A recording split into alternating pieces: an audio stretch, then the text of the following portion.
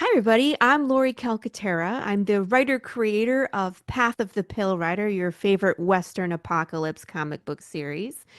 You can find me all over the place. I'm on Facebook, Instagram, TikTok, Threads, Blue Sky, YouTube, and I host the morning show, the Tuesday Morning Brew, every Tuesday at 11 a.m. Eastern Standard Time, and Any One World Showcase on Wednesdays at 11 a.m. Eastern Standard Time, and you're watching and listening to Two Geeks Talking. Good morning, afternoon, evening, everyone. Two Geeks Talking is an entertainment industry interview show where we interview the creative people from the comic, film, TV, movie, and video game industries. And of course, I'm your host, Kurt Sasso. We are joined today by a fellow podcaster. She's an amazing talent in that respect, as well as the writer and creator of Path of the Pale Rider. We're joined by the ever-talented Laurie Calcaterra. How are you doing today? I'm good. Thanks for having me on the show. I'm excited to be here. Well, it's good to have you on. I love talking with a fellow podcaster. I love talking with the comic creators. For those that don't know anything about yourself as a creative person, tell us who you are and what you're bringing to Two Geeks Talking today. Oh, goodness. Oh, okay. So I'm Laurie Calcaterra. I started my whole journey with martial arts. I'm going to make a long story super short and you can ask lots of questions, right? So I started training in Indonesian and Filipino martial arts in 1997. I started a fight choreography team in 2017, was part of a production company, started writing short form web content for them. We had pilots of the series I wrote called The Agency. I moved from Michigan to Texas, wrote this series called Path of the Pale Rider as a full-length movie. And then I didn't know what to do with it. I sat on it for a while, decided it was supposed to be a comic book, and first published well, I met my artist in January 2022, and then first published in July 2022. So Path of the Pale Rider is a Western apocalypse comic series where death has been broken. So your body can die, but your soul or your energy doesn't leave your body upon death. So yeah, we have zombies, but it's not your typical zombies. They're just people who are living impaired because you're still yourself after you pass for a short period of time. After your brain starts to decay, you can lose your memories, you could become violent or vegetative, detached. It hits everybody differently. And it's people, animals, insects, fish. Death has been broken for every living thing, and things fall apart very quickly. We're 10 years into the apocalypse, and we're following this cowboy named Jude St. Clair. He's the last guy still looking for that answer of why do the dead no longer die? Oh, did I mention things have devolved back to the Wild West? So you get things like zombie bears, conspiracy theories, zombie ethics, whole lot of action, and even some hot sauce on top. We are 6 issues into this series. The first arc is 12, so we're about halfway, and it's really getting good. I'm so excited to be where we are.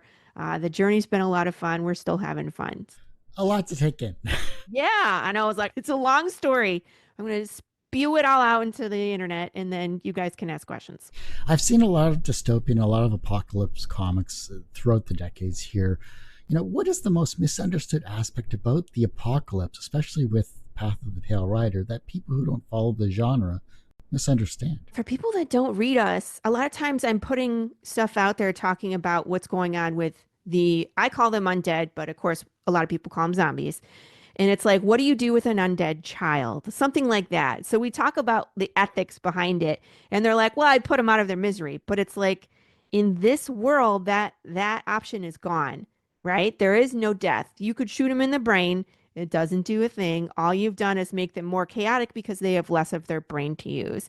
And so trying to explain to people the difference between your typical zombie genre versus Path of the Pale Rider, I think is part of our challenge where they see us and they're like, oh, it's just another zombie thing. And it's like, it's really not.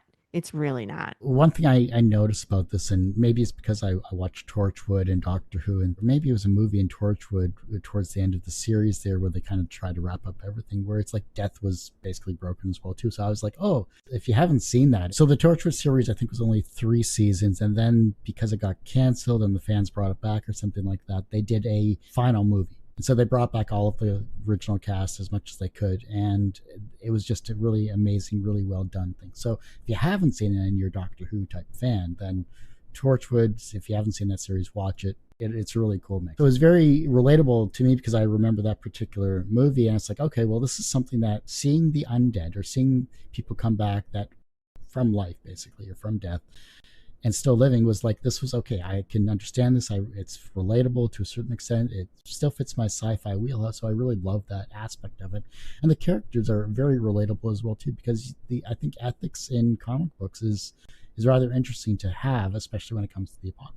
Right. This book is interesting because I don't say what opinion is right or wrong. It's a very gray area, and I think that people could approach it a lot of different ways depending on their experience with the undead. So if it's like your mom, and she's a little old lady and she just sits in the corner and knits, she can't remember your name anymore, but she's not hurting anybody, you would be more likely to try and keep her in the house to protect her than someone who's like was driving to work and got smashed with a car, because an undead was driving or something happened. You know what I mean? Something happened to you personally where like they're too dangerous to keep in society with everybody else.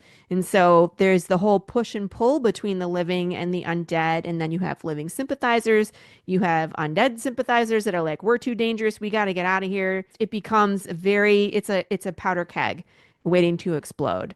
And then when you add like hunger and food shortage, water shortage, you know what I mean, with all the undead animals, it's like if you were to slaughter a cow, you still can't butcher it because it's moving.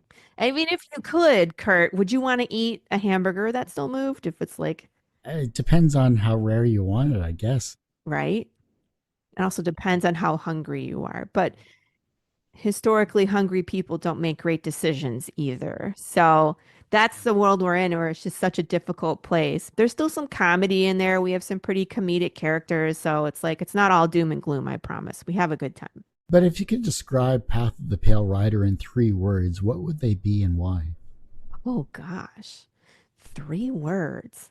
Western, apocalypse, conspiracies, right? Because the world is a future apocalypse, with the Western. So that's those two. And conspiracy theories, because that's the whole point of what it's, that's the journey we're following with the protagonist. He is looking at all these conspiracy theories and trying to figure out who did this to the world and if he can fix it and maybe put things back to the way they were. But after living like this, would they want to go back to the way things were? I mean, is that the true epitome of what you're trying to do in 12 issues? He doesn't, let's just say this. In these 12 issues, he does figure out the reason. He does not figure out how to put it back to the way it was. There are more. So this is actually 12 is the first arc. There's a total of 36. So there are 3 arcs. And so when I say 36, but I mean like it's 3 arcs. We can dish them out in any way, shape, or form, just depending on how our Kickstarters are doing, how much funding we have. By the time we get to the 3rd arc, I might just dump the whole thing on you as a graphic novel. Sure. We could do, instead of 12 issues, we could do 6 issues, and it has double the content in each. It just depends on the funding. It's a 3-part story. Okay. Well, look, all great plays and all great movies, go are in 3 arcs or three aspects. Yeah, I think that's wonderful to see. Talk about the main cast of characters here. Who are we following, and which one of these are your favorites? Oh gosh, I have a few. Obviously the first main character is Jude St. Clair. He is the protagonist. He's the guy that we're following. It's this whole story is from his point of view. There's a lot of characters moving in and out of this story because the undead, I mean, like again, you can't kill anybody. And so even if you started as living and become undead, you can still come back later on in the story. So there's characters that people are still hoping to see later because they've become undead. There is another living person in this world that is one of my favorites. His name is Dwayne Fink. So in the beginning, this is who Jude St. Clair is looking for because this guy, Dwayne Fink, claims to know what started the apocalypse. But when Dwayne is found, he is standing on a table drunk, basically spouting nonsense in this town called Santa Claus. And so you don't know if you can trust anything this guy says, but he's one of my more comedic characters where he just like stumbles through the world and is able to survive somehow. So any kind of scene that Dwayne is in, it's a lot of fun and you're just gonna laugh. It's shenanigans with Dwayne. You're gonna see army characters. You're gonna see it's like we're in the point of the story we're about to shift. So we have 1 through 6. There is issue 7, which is a monster, and then everything after 7, and it changes. And so we're going to see, I can't say who's coming, but there's more characters coming that Jude is going to meet. And then when he meets them, they remain in the story for the rest of the story. So we haven't even met all the main characters yet. We're just getting into the good parts. You know, you're balancing a lot of action, emotion, you have some exposition as well. Like if you're going 36 issues or if you're going with a 3 arc structure when it comes to this particular story, that's got to be challenging, balancing all of those avenues of emotion, action, and exposition. How are you handling that? Is it like an Excel spreadsheet? Like how are you working through all of this? You know what's funny? I wrote this originally on 3x5 cards. Oh, wow. Yeah, it was 2018 when I started writing this. And I was using a 3x5 card method, which I found for writing screenplay, which was interesting because you could think of all these different things that could happen in your world, and then you can shuffle them around. You see what I mean? And Oh, then yeah. you can find where it's supposed to go. Oh, I had a new idea, and you can shuffle it in where it belongs in the deck without having to rewrite a script. And so that was my first draft, was just making all these ideas and how to fit them together. But a lot of times what I do is I treat it like a screenplay. We have an act 1, an act 2, and an act 3, right? And so we have the big story, so all 36 together. And then we have within the 12, there's an act 1, an act 2, and act 3. And then within each issue, we always have action, we have some exposition, we got to have some character development, and then we're off to the next issue. We usually with the cliffhanger. And so it is a lot to kind of keep track of, but it's all in here, it's all in paper and in my 3x5 cards somewhere. Just don't lose the 3x5 cards. You know, that'd be horrible. Like, oof. It's history. No, they're there. They're at my desk right here. Under lock and key, hopefully. Yes. If you could spend a day with one of your characters, who would it be and what would you do together? I would want to hang out with Dwayne. I feel like he has 1,001 stories to tell, and he would make a really good drinking buddy. So that would be the best, to like go to the bar with Dwayne, like drinks are on me, Dwayne, and we would just giggle and have a good time. And I'd ask him 1,000 questions about his experiences within the apocalypse. Because that man, even though he seems crazy, has seen things that he could tell you about. Do you come back to any themes or ideas when you're writing out this particular series? Is there something that just you always gravitate back towards because it's either what you enjoy writing, or is there something else you want to approach or broach when it comes to your creative process? I really love an overlying message. So I'm always laying that in there. And it's not whether zombie is like whether you side with the zombies or not. It's more about Jude St. Clair being determined to figure it out, not giving up. And then I really like the idea of existentialism. So, what is it that makes people human? And how we as human beings can forget the humanity of others, when it comes down to it, because there's that whole push and pull between the living and the undead where they don't see each other's humanity anymore. And so that's kind of an overlaying, theme that you're going to see is recognizing someone's humanity or recognizing that they have lost touch with their own humanity. So you're going to see that in the book. Jude just doesn't give up. He's already lost so much in where he is, and he's going to unfortunately continue to lose. So I don't know if that's like an underdog kind of theme. I like those stories as well. So I think, that's going to come through in the story. Do you find it difficult to write that particular story? Like you're writing a lot of heavy themes in this respect too. Like that's got to wear on you from a creative perspective. Like I know you're not trying to wrap everything up in a bow, but do you give yourself hope when you're writing this? Do I give myself hope? Meaning, do I hope that the characters get out okay? Or how do I keep myself sane? Or A combination of both, to be honest. like I said, we do have comedy built into the story, but we also do comedy just in the real world. And so, like, where you're going to see the comic book get dark, we'll do things in the fandom that kind of make us giggle. Like, one of the stretch goals we have in our campaign is just silly. It's called the slice and dice. When we get to a certain dollar amount, it breaks. The fandom gets to vote on a name of a pumpkin or a watermelon. Last time we did a jackfruit. So they name this thing, they vote on a weapon of destruction. I dress up as Pikachu because why not? And then, right, why not? And then I destroy the thing on my podcast. So we do silly stuff. We all have this kind of dark, silly sense of humor. We do silly things to kind of make it a little bit lighter, you know? Was there a scene that you wrote down and you gave it to your artist? Was there something that turned out better in the art aspect of it than you had written down on the page? Oh, let me tell you about Sad Pancake.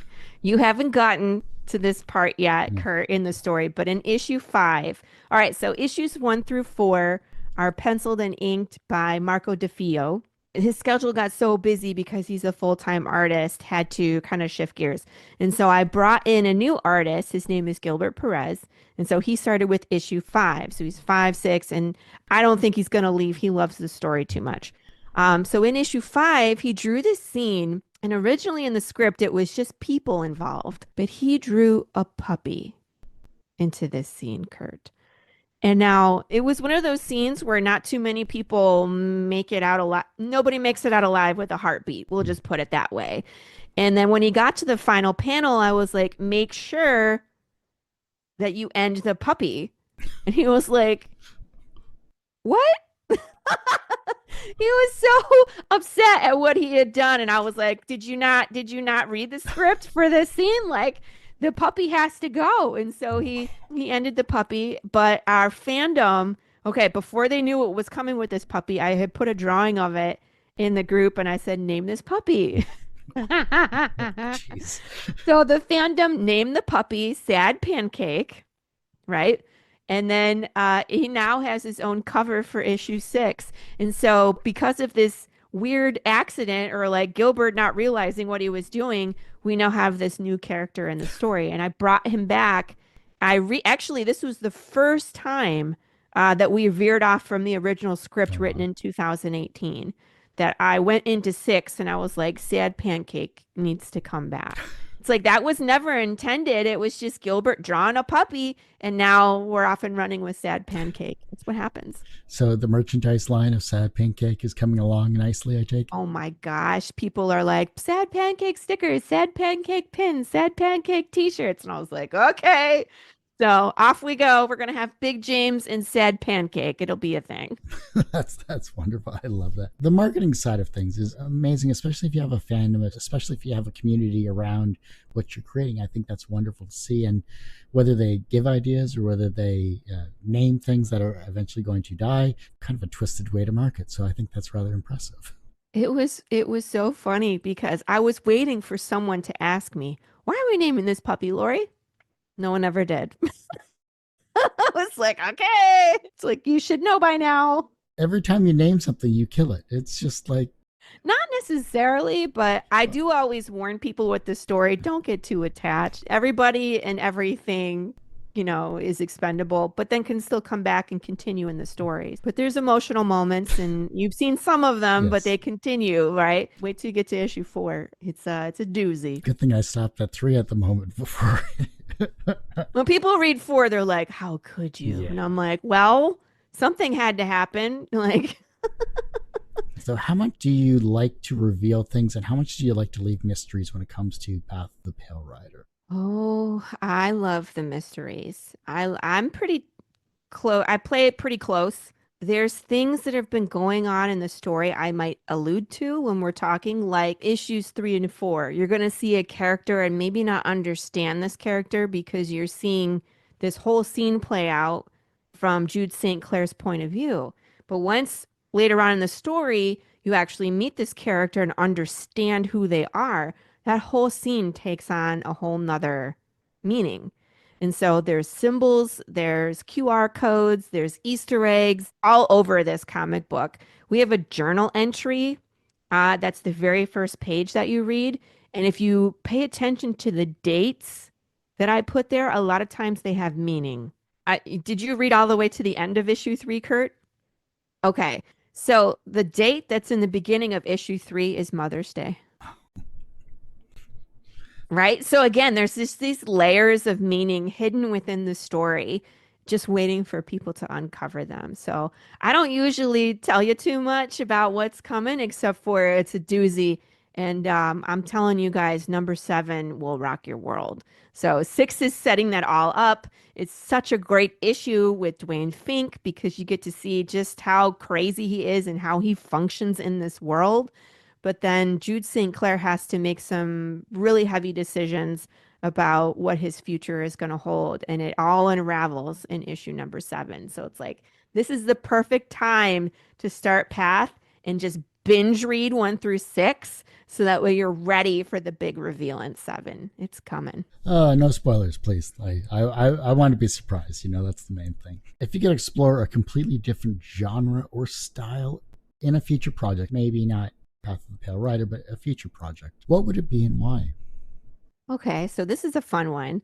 So 2024, I started doing some anthologies. People were seeing my writing and appreciating it and offering me some opportunities. I've been writing for William Russell, Psycho Sal, which is like an 80s horror slasher in New Orleans. And that's kind of in my wheelhouse, right? So horror. And then I was offered a Western short for Big Dog Inc. And then I got another horror anthology, which is Cthulhu Invades Fairyland. But now I actually did a short for Terry Parr, and he writes a series called, well, he draws a series, he brings in writers for this series called Gemini Force. And I had a blast writing this, and it's two 80s rockers that are cloned and they're flying in outer space. And so they play rock concerts and get into shenanigans. And so this is nothing like, it's not a Western and it's not horror. And I had a blast. I wrote 2 short stories for Terry. So his next issue of Gemini Force, I did all the shenanigans. It's like Saturday morning cartoons with these two 80s hot chicks that are rockers in outer space. It's Nice. hilarious. And I had a blast. Sounds like my wheelhouse. Right? And I was like, I want to do more of this. So if Terry ever needs more writing, I'm going to volunteer. Going into the creative process, I think, is rather interesting, especially for a writer, and the fact that you've been in the industry for a while too. You have a lot of life experience when it comes to fight choreography. I think it would play well with what you're creating in general, whether it's whatever genre that may be here. What is your ideal creative environment? Do you have like a specific setup or routine? Is there something that gets you into a zone? Oh, well, if I need to get in the zone, I go for a walk by myself. Having the quiet and just being alone with my own thoughts. I'm that weirdo that'll put a headphone in so it seems like I'm talking on the phone. I'm not. I'm talking to myself while I'm either walking by myself or walking with my dog, and I'm just playing scenes in my head and talking through the dialogue. That's really what I find works best. When I'm here at home, there's always somebody because there's my husband, there's the 2 kids, there's a dog that wants to go in and out, the phone's ringing, the messenger is going, the email is binging, right? And so I find like I have to remove myself from my regular space just to be able to brainstorm. But once I get that idea, then it's like, all right, I put my headphones in, I sit at my desk and I just type it all. You just got to get it out. And after that, it just flows. But I got to have that quiet space, I think, to be in my own head without interruption. The work-life balance is obviously a huge factor. Yeah, exactly. Like I was wondering how you manage that sense of self while still maintaining a family and work life. I'm lucky enough that my kids are both school age. I'm mommy in the morning, I get them ready for school, I take them to school, and then I have that block of time between when I drop them off and when I pick them up that I'm free to podcast and, do any kind of writing. I letter, talk to my art team, catch up on emails, plan for whatever I need to do. Like it's that block of time. And then once I pick my kids up from school, it's back to mommy mode. It's like, what homework do you have? What after school activities are going on? Getting everybody back, cooking dinner, get dinner on the table. And then after dinner, it's again, I can be free to like podcast again in the evening, touch base with more people until it's bedtime for the kids. So it's just like this push and pull between personal and, business. But being a business owner, you have the opportunity to work any day and any time you want to. So once I put the kids to bed, if I need to write some more, sometimes I'll sit at my desk until midnight just to get it out. Does that help you though, like kind of either de-stress from maybe something that's happened in the week or in the day, or is there something that just is it your creative outlet in order to de-stress yourself? This writing. No, that's where I go to fighting. Fair enough. I just That's when I go punch things. I'll get the sticks out. We'll go bash a watermelon. That's great for letting out stress, Kurt. Let me tell you. I practice Japanese jiu-jitsu myself, so that's I did that for. Oh yeah, I know. It's for me. It was is being a short guy throwing the tall people. That was always fun. That was my stress Yes. relief. Well, it's always interesting when you go to some place new and of course they're judging you on your appearance. I have a friend of mine, her husband is a tall Filipino man. And so when the two of us go, to some place, we go check it out, they always assume that he's my teacher. And he's like, "Nuh-uh, she's my teacher." Nice. And so it's just, it's kind of funny how that happens. Being in martial arts definitely helps kind of center yourself too. I think when I started practicing, it was just like it gave me that focus I kind of needed at that time of my life, and it's a continual reminder of we're always trying to find that balance with ourselves, whether we're creative or whether we're in work. Yeah, I take a lot of my work ethic from the martial art background that I have, just understanding that everything is a process. And the more you practice and the more time you dedicate to it, the better you get. That's really it. Like you are in charge of your own success. That's a great mantra to have, especially being creative. What was an early experience where you learned that language had power? This is an interesting question. Can I phone a friend? I'm not sure what to say for this one. Language has power. I mean, yeah, the internet kind of teaches you that. Like you have to be careful with your words. I don't get any good answer for this, Kurt. So It's you're like, either, nah, you got to answer your own yeah, question. yeah. I hate answering. That's why I ask the questions. No, I've been on that side of the microphone. Well, in terms of an example, I think it just comes back to maybe there was a phrase or something that was told early in life that just kind of stuck with you, or maybe it was someone that was putting you down, where you learn that language has an effect on you personally or professionally. There's that avenue you can go by, but there's also maybe there's words you've said to someone that has either inspired them or put them down. I'm known for going on the internet and telling people to get back to work. That sounds like positive reinforcement, But though. it's funny because it's usually me telling myself this, but it's like as a creative, if I need to be told, "What are you doing? You're wasting time. Get back to work." Someone else needs to hear it too. And so I'm silly and I go on my Facebook and I say, "Hey, creative person, get back to work. Hey, indie author, get back to work." You know what I mean? It's like as a creator, if you're wearing all the hats, no one's getting it done unless you do it. So get back to work, everybody. Hopefully, no one takes offense to that. Everyone usually asks, what's the wisest piece of advice or what's the most BS piece of advice you've ever received? But, well, bullshit. I mean, I just want to swear, but it's what I was trying to keep it clean, but it is You're what. right, right. Yes, your kids listen to this, whatever. Exactly. They won't, but What is the second wisest piece of advice that you received that has stuck with you in your career?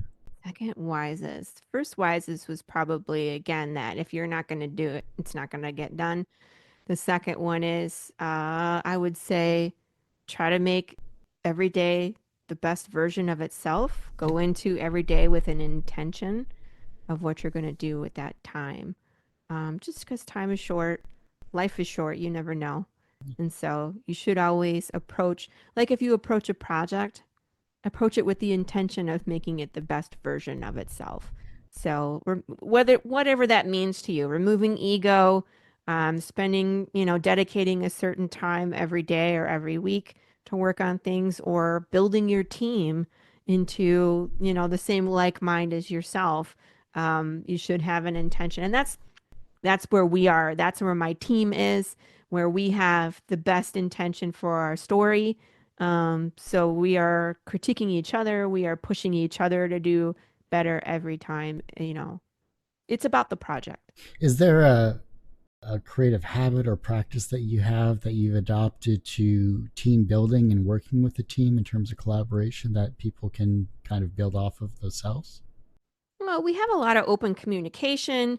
We touch base every week. Like I said, we all collaborate on things. I never take on the hat of ultimate leader of all time with I mean, yeah, the buck stops here, but if it's like when it comes to the creative process, I'm more interested in discovering what they think as opposed to being narrow-minded about my view of what it is. Because again, something could be an accident like Sad Pancake and take on a life of its own. And if I was like, Gilbert, there is no dog in here, take it out, it would have changed everything, right? And so just having an open mind, communication with each other, with the team is essential because we're all on the same page about what path is and what it can be if we all push.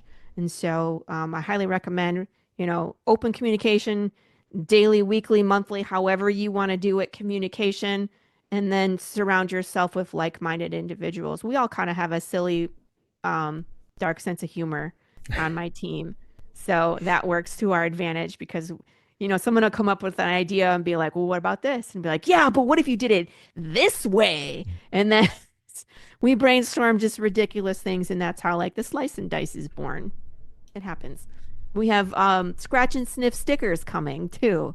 That's going to be fun. You want to know what zombie flesh smells like? You want to know. Yeah, no, maybe not. Not even a little bit curious. No, I worked at a garbage dump when I was younger for the city. I think I understand what the smell is like. So You're like, no, thank you. I'm good. Yeah. What's the most valuable lesson you've learned about navigating the comic industry as a writer and also as a podcast host? Oh, don't play into drama. Mm. Don't do it. Drama seems to get people views. It doesn't build an audience. I think that drama should be left at home. Even with my story, there's politics, there's ethics, there's, some really deep, dark questions, but we never tell you how you're supposed to think. I think that everybody can bring their own life experience to our story, and that's what makes it special. I think that if you bring drama and you bring politics and you bring one way of thinking into your comic or your podcasting, you alienate what could be your audience, what could be your readers. So that's just my own personal take on it. I don't play any of those things. I dislike it. It just makes me uncomfortable. So then, would there be anything you would change about the comic industry, either indie or professional, and what would that be and why? I don't know if we can take the drama out of any business Mm. because there's people. People are drama. And I know this because I wrote it into my story. There's ton of drama in my story because it's people related. But unfortunately, I'm like that's one thing I wish that we could all agree. Like we could all say like all comics are valid. There's an audience for everybody. It doesn't matter what your take is. Like, there's no need to cut people down, especially within our own industry, but you see a ton of it. Yeah. And so I wish that would change. And I know that is just human nature. I've worked in other industries, like I've worked in the production. I've also worked in the private sector. I used to, do financials for a small business. I've done all sorts of things. And unfortunately, there's just drama everywhere. And that's because it's attached to people. There is no getting out of the drama. I just try to avoid it. I'm here. I am pleasant. I do my job. Thank you. I go home now. Paycheck into bank account. Obviously, you have a Kickstarter campaign currently ongoing here. What is it about this particular campaign that you've changed from, say, the first campaign you did with Path of the Pale Rider that you're really excited to get to your community? We've grown a lot since our first campaign, since our first issue. Our first issue was a black and white comic, and it was just two of us. Now there are four of us on the team. We are a fully, color comic. We've gone from very little merch to a ton of merch. We do fun activities. We include everybody in our planning, and so you can have stretch goals for digital backers. We have hot sauce on the campaign, which is crazy. This is something again that happened It's just by accident where a friend of mine made hot sauce with the label on it with my undead bear, Big James. And then everybody wanted it. And I ended up learning how to make hot sauce Nice. so I could provide this. Now we have four hot sauce flavors. We have a ton of merch, t-shirts, puzzles, surprise rewards, Funko Pops, you name it, it's all on the reward. What is different, I think, specifically about this one, again, Gilbert Perez came on last issue, and in this issue, he is providing us a ton of original art that you guys can get. And so anything from sketch covers from issue 4 and 5, we have sketch covers where he will custom make you a sketch cover with a character of your choice. And then we have the original 11 by 17 Bristol board from the covers from issue 5 and 6 that are available. And so that's new. We haven't done that in a long time. We do have a tier you can be drawn into as well called Immortality. We like to squish people in the comics, so it's a good chance you might be living in one panel and undead in the next one. Or you might be undead from the jump. Who knows? But we have a lot of opportunities to do fun stuff, and we're unlocking stretch goals at this point. We're like halfway through a campaign or just past halfway through. We funded in the first 25 hours. We funded. I'm looking forward to unlocking those scratch and sniff stickers. I'm more interested in the hot sauce now. Yeah, there's three you can get. The new flavor jackfruit and habanero. Okay. And I wasn't gonna make it again. It was like one of those like, here's 6 bottles of hot sauce of this new flavor. This is labor intensive, Yeah. but I tried it and it's so delicious. I might roll it out at a limited basis because like I can make all three of the other hot sauces, a full batch of 12 bottles each, in one day, all three of them in one day. And this jackfruit takes me 2 hours just to take apart the jackfruit Yeah. because they're massive. And so that's why I'm like, this one I probably won't do as often, but you'll probably see me roll that back out at some point. We have a sampler pack. You can add on a single bottle in the add-ons, and we have ghost pepper barbecue, mango habanero, and a jalapeno serrano sauce. They're not super hot, so if you guys are going to come at me like it's not hot enough, it's medium to medium hot because I'm more interested in the flavor of the sauce Mm. than I am about the heat tolerance. I don't like that afterburn. I'm not doing it. But they sound wonderful. Honestly, they do sound like a beautiful blend of different spices for Yeah, these particular hot sauces. So, thank like that you. mango one sounds really good, actually, too. Yeah, So, they're all good on different stuff too, yeah. because people are like, "Which one do you like the best?" And I was like, "You're asking me to choose which child I like best." You know what I mean? Like, they're all so different in that I put them on different things. You know what I Mm. mean? Barbecue sauce doesn't go on my breakfast eggs. You know what I mean? That's the green sauce. Sure. But the barbecue for like chicken or barbecue pulled pork, Mhm. it's great on there. But that mango habanero goes great on like fish tacos, Yeah. shrimp tacos, Nice. anything like that where you're trying to add some spice and the sweetness to it. Yeah. It's really good. Awesome. It's really good. Everyone has one person that inspired them on their path to where they are today. Who was that for you? Whew. Okay, so Inspire is different. So I didn't know what I was doing, and my husband was kind of like, "You should do a comic book with your script instead of taking it to Netflix," which I had planned. So my husband's kind of the one that pushed me to do this. I wasn't really heavily into comic books until I got into the industry and started reading. Mentor, though, I would say I ask a lot of questions of Tom Hutchinson over at Big Dog Inc., who's a friend of mine, and he's been in the business for 15 years, and he's, very successful at what he does. And so when it comes to like asking for someone for advice, my opinion is always find someone who has done the things that you're trying to do and ask them.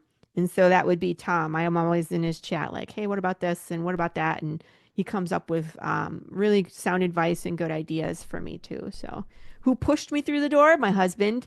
And who do I ask questions to? Tom Hutchinson. It's always good to have a mentor, whether you're doing a podcast or whether you're doing comic books. So it works out. From a professional standpoint, you have created 6, almost 7 issues, and you're going to be creating 36 more. So that's wonderful to see in total there, which is an amazing number to see in that respect. So from a professional standpoint, you are successful. Do you, you're welcome. Do you consider yourself personally successful?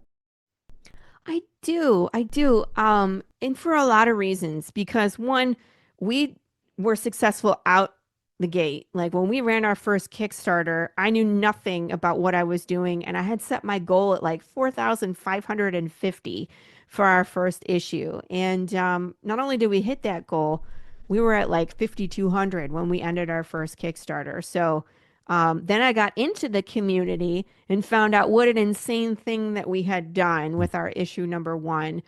Because when you see creators now, that's not normal. Um, so I think there's something special about Path that captures the readers, that intrigues them about this world. And so we continue to increase in skill and increase in our savvy and produce an excellent product. And I also think we're successful because we're having a good time. I have the best job in the world. I get to create comic books and talk to independent creators. That's my job. And I'm very successful because I get the opportunity to do that almost every day. And I enjoy it. I enjoy doing that kind of thing, picking people's brains, building up the community, bringing audience members to the fandom that they've been searching for and had no idea existed. And so we indie supports indie that way. I go on a ton of podcasts and a ton of people come on mine. And so we're going to continue to increase our readership. We're going to continue to build our fandom. We're going to continue to knock these Kickstarters out of the park. And I will guarantee you that you will have a good time. You will not be disappointed. And the story's just getting good. It's going to continue to get better. We're in for a wild ride. So you can join us on this path too. I thought you were going to say Path of the Pale Rider. Well, that the fandom, they're called riders. Okay. They call themselves the riders on the path. Nice. And so you can join us on the path and you can become a writer too if you would like. Read the story and do all the extra cool stuff that we do, like the riddles and the short films and fan interaction, rabbit hole stuff that you can fall down into. It's fun. The reverse of success is failure. How do you Mhm. deal with your failures? You learn from them. And then you pick yourself up and you get back to work. Um, I don't know if I've had anything that I would call a catastrophic failure. I think I've been overambitious. When we ran our Kickstarter for issue number two, I also released our Choose Your Own Adventure book. And so I think I had overextended myself financially because I was printing a comic book and paying for art and illustration inside this Choose Your Own Adventure book. So again, you learn, um, you take notes, and then you just get up and you get back to work because if anything can solve a financial burden, it's time and dedication to selling your product. So um, we went in and we learned, and then we did another Kickstarter for three, and we knocked it out of the park. And then I didn't do a Choose Your Own Adventure book on top of that. So that's what I learned. Don't do Sounds two projects on the same thing. The younger generation is looking at your work and they're becoming inspired to be creative in their own way, whether it's as a writer, whether it's as a podcast host, or a community manager that you are when it comes to building up a community. Maybe you were inspiring them down that particular path. And the fact that you have the younger generation with you, with your kids, looking up to you, maybe you're going to inspire them on a creative path as well. How can they inspire the generation that follows them? Mm. You got to put the work in. You got to get in the trenches. You got to embrace the suck. You got to get in there and do the work. And I think that in itself is what inspires people. That's what's inspired me. Watching creators that have been in the business for 10 and 15 years and how are they able to get to that level of success? It's through the hard work. And so my recommendation to anybody that's getting started, understand what you're getting yourself into and then jump in with both feet and then become a part of the community because you will grow and we will watch each other grow and watch each other's journey and cheer each other on. And then when someone new comes in, you can inspire them and cheer them on. So we can all become a part of this community and read more comics and, encourage creatives. Wonderful. All right, last question is this. This is the fun one, and I'm not paying for your psychologist because of this question. So there you go. That's your preemptive. I don't pay for delivery. the therapy of my readers either, so Perfect. That works out. If your life was a comic book, what would its title be? And what would its soundtrack be? Ooh, soundtrack. The title of my comic book is No One Told Her She Couldn't. No, that's the name of my comic book because I always feel like I'm doing things people think I shouldn't or that I don't fit in. Martial arts and comics are it's a male-driven business, but especially martial arts, and no one told me I couldn't do it, so I'm there.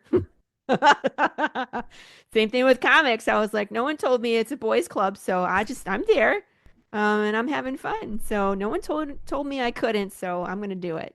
Um, Soundtrack by Nine Inch Nails. There you go. I love Trent Reznor. He does great soundtracks to begin with, but I love that industrial style. Throw it in there. We'll make it sound really cool as I bake bread and go knife fight and and write comic books. That's it. That's my life. Sounds like a good life to me. It works out well, I'm sure.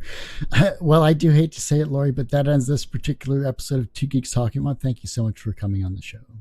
Yes, and thank you for having me on. This is my first time on. I'm really enjoying it. Okay, well, hopefully you're going to be back on in the new year for sure, and we'll talk more about Path and whatever else you're creating. I think that'll be amazing.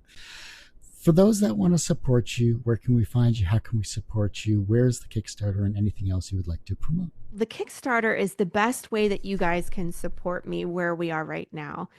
We are, again, the campaign is for issues 1 through 6. And so 6 being the new issue, but all of the books are available there, including our trade paperback, which is issues 1 through 4. All of the merch is available on the Kickstarter. If we are not actively campaigning, and this one will end February 28th. But if we are not campaigning, you can find the books on my website. It's just www.pathofthepalerider.com. Most of the merch is there, but you cannot find the hot sauce unless you find me in person. And so some of the cons will let me bring hot sauce and some of them won't. So you just have to track me down if you want more of that hot sauce, or you got to wait until the next Kickstarter campaign. But I do want to reiterate that as an independent creator, these campaigns, these crowdfunding campaigns, are the most important time for us, because that is what ensures that we can continue to make a good product and pay artists a working rate. And printing and shipping and merchandise all cost money. And so that Kickstarter is what helps us give you that outstanding product. I am on some other websites. I'm on chartercomics.com, excuse me, where you can find my books, and also Any One World. I'm on the Showcase, so that's the other podcast I host. But NE1, the letter N, the letter E, the number 1, world.com. And I have a collection there as well. And the cool thing about this one is that it ships internationally. So it doesn't matter where you are in the world, you can get your hands on our trade paperback, which is again the collection of 1 through 4. And then when we get through 5, 6, 7, 8, we're going to run another trade paperback, which will be on this collection as well. So there's always an opportunity to get our books. You can find me on my social media. Again, Facebook, Instagram, Threads, Twitter, Blue Sky. I don't know. I'm on all the things. TikTok. You can watch me rebind books there. That's kind of fun. So you can follow me there or catch me on my podcast. My social media is pretty active, so you never have to search too far to find me. Wonderful. Love that. Well, like I said, that ends this particular episode of Two Geeks Talk. You can, of course, find me on our website, which is unfortunately going through a revamp. But go to our YouTube channel. I know that's definitely updated because I don't have to host that. That's the main thing. YouTube.com/TGT Media. The podcast you can find at Two Geeks Talking. That's TWO at Podbean, on any other iTunes, any other things where you get your podcasts. Now let's try that again. You can, of course, find the Two Geeks Talking on our podcast, twogeekstalking.podbean.com, or just search Two Geeks Talking wherever you get your podcasts. That's TWO. And of course, as I say every week, everyone has a story to tell. It's up to me to help bring that out. Thanks for listening and watching on Two Geeks Talking.